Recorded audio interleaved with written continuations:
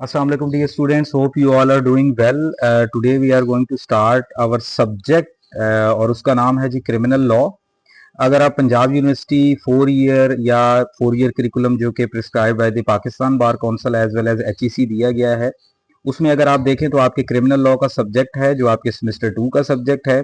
और basically that subject is comprises of 2 parts. First one is the general principle of criminology, जिसके 3 से 4 topics हैं। और उसके बाद जो सेकंड आपका पार्ट है वो आपका पाकिस्तान पीनल कोड है 1860, जो कि एनेक्टेड लॉ है which deal with the crime and the offences. So today we are going to start from the first topic of the Pakistan penal code 1860।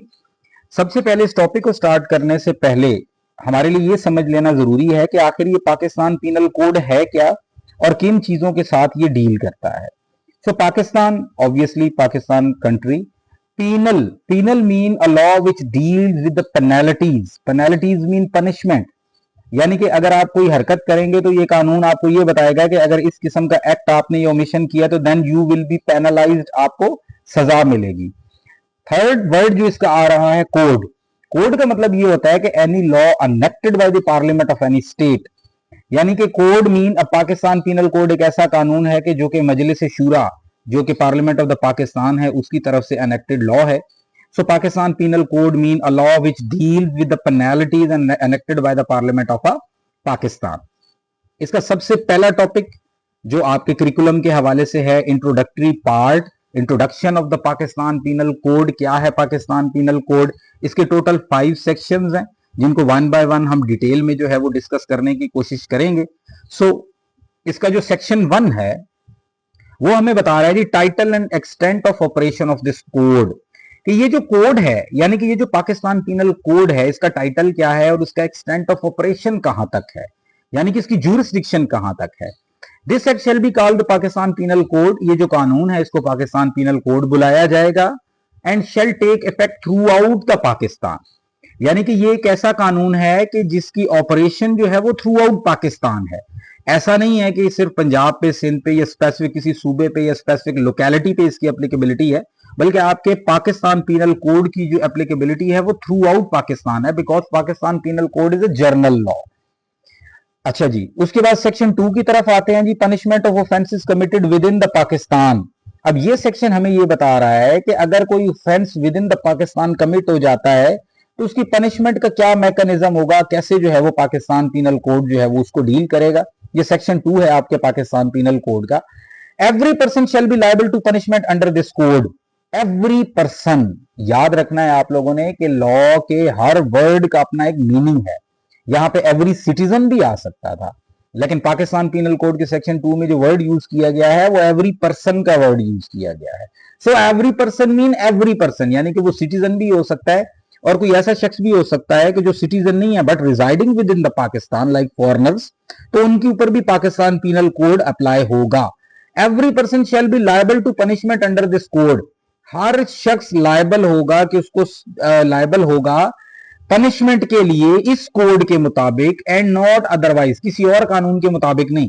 यानी कि अगर कोई और कानून किसी सजाओं को डील कर रहा है, कोई और एनेक्टेड लॉ जो है वो किसी और एक्ट्स, ओमिशंस की पनिशमेंट्स के साथ डील कर रहा है, for example anti terrorism act भी हमारे पास मौजूद है, तो ऐसे कवानीन का ताल्लुक, ऐसी सजाओं का ताल्लुक आपके पाकिस्तान पीनल कोड के साथ नहीं है, बल्कि पाकिस्तान पीनल कोड स्पेसिफिकली उन ऑफेंसेस की बात करता है कि जिनकी सजाएं सिर्फ और सिर्फ पाकिस्तान पीनल कोड में मेंशन की गई है। फॉर एवरी एक्ट और ओमिशन, याद रखना है कि सिर्फ एक्ट नहीं होता जो कि इलीगल हो सकता है, बल्कि इलीगल ओमिशन भी हो सकती है। एक्ट का मतलब कि आपने कुछ किया, ओमिशन का मतलब कि आपने कुछ नहीं किया। अगर आप कोई एक्ट कर रहे हैं और आपको कानून ये कह रहा था कि आपने ये एक्ट नहीं करना और आपने वो एक्ट कर दिया, it amounts to illegal act. और आपको कानून जो है वो कोई काम करने का कह रहा था और आपने नहीं किया, then it will amount to the illegal omission. अब ये बात कर रहा है कि every person shall be liable to punishment under this code and not otherwise for every act and omission. हर एक्ट और ओमिशन के हवाले से अब वो क्या है, जो कि कंट्रेरी टू द प्रोविजंस हो। यानी कि अगर आपने कोई ऐसा एक्ट कर दिया जो कि पाकिस्तान पीनल कोड की प्रोविजन के खिलाफ है, या आपने कोई ऐसी ओमिशन कर दी कि जो कि पाकिस्तान पीनल कोड की प्रोविजन के खिलाफ है, then he shall be guilty within the Pakistan. तो उस शख्स को पाकिस्तान के अंदर ही सजा दी जाएगी। ये था आपका सेक्शन 2। अब हम चलते हैं जी सेक्शन 3 की तरफ। Punishment of offences committed beyond but which by law may be tried in with in Pakistan. देखें, कुछ ऑफेंसेस ऐसे भी होते हैं कि जो पाकिस्तान के बाहर कमिट हो जाते हैं, लेकिन उनके ऊपर पीपीसी अप्लाई होता है। अब ये देखते हैं कि क्या, अब ये आपका सेक्शन 3 और सेक्शन 4, ये दो सेक्शन ऐसे हैं कि जो आपके पाकिस्तान पीनल कोड की एक्स्ट्रा टेरिटोरियल ज्यूरिसडिक्शन की बात करते हैं। यानी कि पीपीसी जरूरी नहीं है कि वो with in the boundaries of Pakistan he apply हो, बल्कि समटाइम्स ऐसा होता है कि इसकी एप्लीकेबिलिटी जो है वो outside the jurisdiction of Pakistan भी चली जाती है, एक्स्ट्रा टेरिटोरियल ऑफेंसेस के ऊपर भी चली जाती है। ये हम देखते हैं ये क्या है। अच्छा, अक्सर स्टूडेंट्स को कंफ्यूजन रहती है सेक्शन 3 और सेक्शन 4 के दरमियान कि इनमें डिफरेंस क्या है। सो बेसिकली सेक्शन 3 और सेक्शन 4 के हवाले से कोई डिफरेंस नहीं है, बट सेक्शन 4 जो है वो आपकी एक्सटेंशन है सेक्शन 3 की। सो वन बाय वन हम सेक्शन 3 को भी देखते हैं, सेक्शन 4 को भी देखते हैं। सेक्शन 3 ये कह रहा है कि एनी पर्सन, फिर एनी पर्सन का वर्ड आ गया, कोई भी शख्स, liable by any Pakistani law, कोई हर वो शख्स कि जिसके ऊपर पाकिस्तान का कानून लागू होता है, to be tried for an offence committed beyond Pakistan. अब वो शख्स क्या करता है कि पाकिस्तान की टेरिटोरियल लिमिट से बियॉन्ड जाके कोई ऑफेंस कमिट कर देता है, shall be dealt in accordance with the provision of this code. उसको पाकिस्तान पीनल कोड की प्रोविजन के मुताबिक ही डील किया जाएगा। किस एक्ट के लिए? जो उसने पाकिस्तान की टेरिटोरियल लिमिट से बियॉन्ड कमिट किया है। इसी तरह इन अ सेम मैनर उसको पाकिस्तान पीनल कोड डील करेगा, उसके ऊपर पाकिस्तान पीनल कोड अप्लाई होगा कि जैसे कि वो एक्ट जो है वो विद इन पाकिस्तान कमिट हुआ है। सिंपल समझाने की कोशिश करूंगा कि हर वो शख्स जिसके ऊपर पाकिस्तानी लॉ अप्लाई होता है और वो कोई ऑफेंस कमिट कर देता है पाकिस्तान के बाहर, और वो ऑफेंस जो है वो पाकिस्तान पीनल कोड के मुताबिक ऑफेंस है, तो उस ऑफेंस को, उस शख्स को उसी तरह ही उसके ऊपर पाकिस्तान पीनल कोड अप्लाई होगा कि ये जिस तरह के वो ऑफेंस उसने पाकिस्तान की टेरिटरी के अंदर कमिट किया हो। अब सेक्शन 4 की तरफ आते हैं, extension of code to the extra territorial offences. अच्छा, यहां पे आपका सेक्शन 4 ये बताता है कि वो आखिर ऐसे कौन कौन से लोग होंगे कि जिनके ऊपर पाकिस्तानी लॉ अप्लाई हो रहा है और वो कोई ऑफेंस कमिट कर देते हैं outside the jurisdiction of Pakistan, तो उनके ऊपर पाकिस्तान पीनल कोड जो है वो अप्लाई होगा। देखिए जी, बेसिकली अगर आप इसके सब सेक्शन 1 को देखें तो इसमें आपको 4 तरह के लोग नजर आते हैं। First one, any citizen of Pakistan, कोई भी पाकिस्तानी शहरी outside the jurisdiction of Pakistan कोई ऑफेंस कमिट करता है तो उसके ऊपर पीपीसी वैसे ही लागू होगी कि जैसे उसने ऑफेंस पाकिस्तान के अंदर कमिट किया हो। दूसरा शख्स, any person in the service of Pakistan. हाँ, ये डिफरेंस आप लोगों ने लाजमी याद रखना है कि जरूरी नहीं है कि पाकिस्तान की सर्विस में सिर्फ पाकिस्तानी ही हो। कुछ लोग ऐसे भी होते हैं कि जो बेसिकली सिटीजन ऑफ पाकिस्तान नहीं है, but they are in the service of Pakistan. अब इसमें भी 2 कंडीशंस हैं। 2 कंडीशन ये हैं कि एक शख्स सर्विस ऑफ पाकिस्तान में है और पाकिस्तान में ही है, उसके ऊपर भी पाकिस्तान पीनल कोड अप्लाई होगा। एक शख्स इन दी सर्विस ऑफ पाकिस्तान है, फॉरेनर है, इन दी सर्विस ऑफ पाकिस्तान है, लेकिन वो पाकिस्तान को सर्विस दे रहा है पाकिस्तान से बाहर किसी मुल्क में बैठ के। अब चूंकि वो पाकिस्तान की सर्विस में है तो उसके ऊपर भी पाकिस्तान पीनल कोड उसी तरह अप्लाई होगा कि जिस तरह उसने पाकिस्तान के अंदर बैठ के कोई ऑफेंस कमिट किया हो। अच्छा, in any place without and beyond Pakistan, चाहे पाकिस्तान के अंदर या चाहे पाकिस्तान के बाहर। एक सिटीजन है, दोबारा से रिपीट कर रहा हूं इस सब सेक्शन को, एक सिटीजन है, पाकिस्तान के अंदर रह के क्राइम कमिट करे या पाकिस्तान से बाहर रह के क्राइम कमिट करे, जो पाकिस्तान पीनल कोड में पनिशेबल है उसके ऊपर पाकिस्तान पीनल कोड वैसे ही अप्लाई होगा कि जैसे उसने वो ऑफेंस पाकिस्तान के अंदर रह के कमिट किया। दूसरी चीज, if a person is in the service of Pakistan. 2 situation है, यहां पे सिटीजन नहीं है, एक शख्स है जो कि सर्विस ऑफ पाकिस्तान में है। अब वो विद इन द पाकिस्तान भी हो सकता है और पाकिस्तान से बाहर भी हो सकता है। तो ये 4 किस्म के लोग वो हैं कि अगर ये ऑफेंस कमिट करेंगे तो इनके ऊपर पाकिस्तानी लॉ अप्लाई होता है, इस वजह से इनके ऊपर पाकिस्तान पीनल कोड भी जो है वो अप्लाई होगा। सेकंड इसकी प्रोविजन को देखते हैं जी, any person on any ship और aircraft registered in Pakistan wherever it may be. कोई शख्स जो कि किसी शिप पर है, मतलब वेसल पर है, और एयरक्राफ्ट किसी जहाज पर है।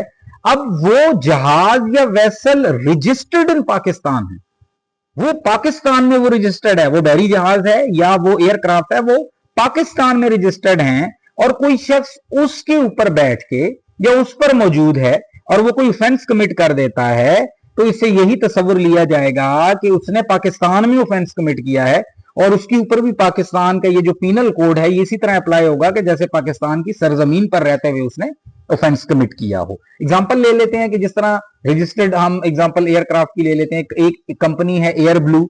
अब air blue company registered in Pakistan है, पाकिस्तान से उस एयरक्राफ्ट ने टेक ऑफ कर लिया, उसके बाद फॉर एग्जांपल वो किसी और कंट्री की जो है वो एरियल ज्यूरिसडिक्शन के ऊपर है और वहां पे उस शिप में बैठा हुआ चाहे कोई पाकिस्तानी या चाहे कोई फॉरनर, क्योंकि एनी पर्सन का वर्ड है, वो क्या करते हैं कि वो कोई ऑफेंस कमिट कर देते हैं, तो यही तस्वुर किया जाएगा कि उन्होंने ऑफेंस जो है वो पाकिस्तान में कमिट किया और उनके ऊपर पाकिस्तान पीनल कोड जो है वो उसी तरह ही अप्लाई होगा कि जैसे उन्होंने पाकिस्तान में ही उस ऑफेंस को कमिट किया। तो ये 4 सेक्शन, आपका section number 1 title and extent of operation of this code की बात कर रहा था। आपका सेक्शन 2 बात करता है कि पनिशमेंट पे किस तरह लागू होगा, ये आपका अगर कोई ऑफेंस कमिट हो जाता है विद इन द पाकिस्तान।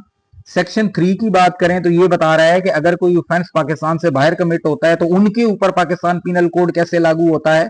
तो सेक्शन 3 का एक जो मुख्तसर अगर आपको समझाने की बात करूं तो वो ये है कि हर वो शख्स जिसके ऊपर पाकिस्तानी लॉ लगता है तो वो पाकिस्तान से बाहर भी अगर कोई ऑफेंस कमिट कर देता है जो कि पीपीसी के मुताबिक ऑफेंस है, तो उसके ऊपर Pakistan penal code same manner में ही लगेगा कि जैसे वो offence within the Pakistan commit हुआ। सेक्शन 4 इसी की एक्सटेंशन है कि आखिर वो कौन से ऐसे लोग हैं कि जिनके ऊपर पाकिस्तानी लॉ अप्लाई होता है। So every citizen of Pakistan के ऊपर अप्लाई होता है, चाहे वो विद इन द पाकिस्तान हो या outside the jurisdiction of the Pakistan हो, और हर उस शख्स के ऊपर अप्लाई होता है कि जो with in the service of Pakistan है।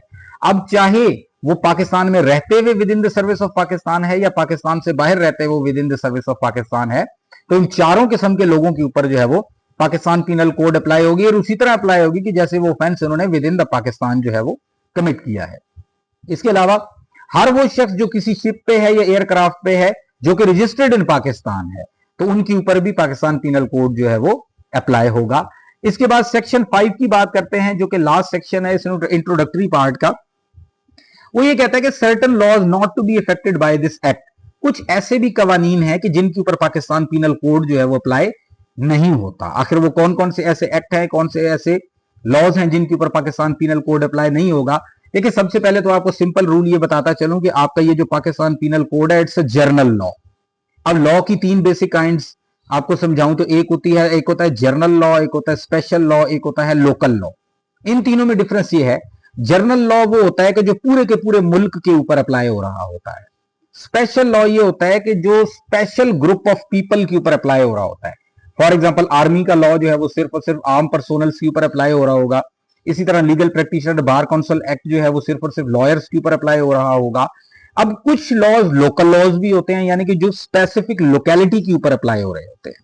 तो इसका मतलब यह है कि अगर कहीं पे स्पेशल और लोकल लॉ हो गया तो वहां पे अगर किसी स्पेशल और लोकल लॉ में किसी ऑफेंस की सजा दी गई है तो वो उसको फिर वो स्पेशल या लोकल लॉ ही डील करेगा, फिर उस सूरत में पाकिस्तान पीनल कोड जो है वो डील नहीं करेगा।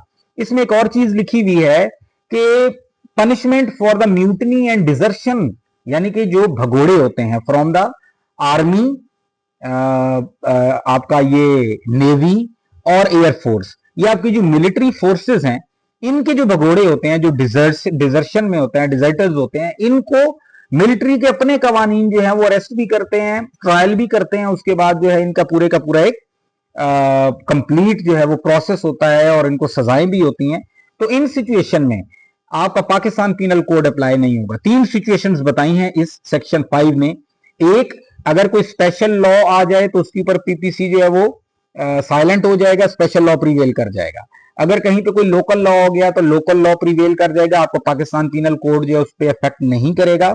और थर्ड, अगर कोई ऑफेंस ऐसा है कि जो tribal by the military courts है तो उस सिचुएशन में भी आपका पाकिस्तान पीनल कोड चूंकि जर्नल लॉ है तो उनके ऊपर अप्लाई जो है वो नहीं होगा। ये आपके टोटल 5 सेक्शंस थे जो डील कर रहे हैं आपके पाकिस्तान पीनल कोड के इंट्रोडक्टरी पार्ट के साथ, जहां से हमारी पाकिस्तान पीनल कोड जो है वो उसके लेक्चर सीरीज जो है वो स्टार्ट होते हैं।